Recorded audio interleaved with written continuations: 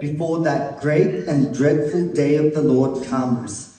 He will turn the hearts of the fathers to their children, and the hearts of the children to their fathers, or else I will come and strike the land with a curse. And so notice the very last issue that was talked about in the Old Testament was the relationship between fathers and children and the call for restoration. So now fast forward after 400 years of silence between the book of Malachi and the New Testament, the Gospel of Matthew.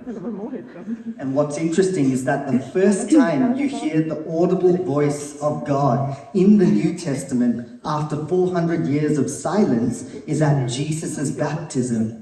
And this is what God the Father says. A voice from heaven said, "This is my Son, whom I love.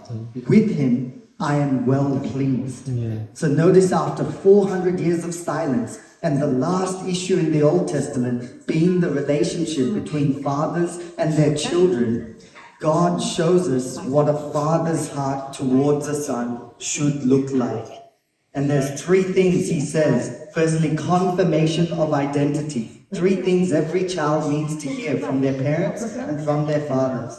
Confirmation of identity. You are my son. You are loved. And with you I am well pleased.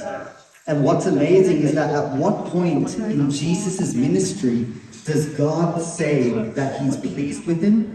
Jesus hasn't even started his ministry yet. This is at his baptism. So notice God's pleasure in Jesus as his son was not based on performance, but based on who he was. And why this is important is because we live in a society where sometimes the only time that parents tell their children they're proud of them is when they've achieved something, when they've done well in the test or scored a goal in sports. But when was the last time as parents that we told our children, "Hey, I'm proud of you, not because of what you've done, but because of who you are. You're my child and you are." And so my prayer this morning is that we would realize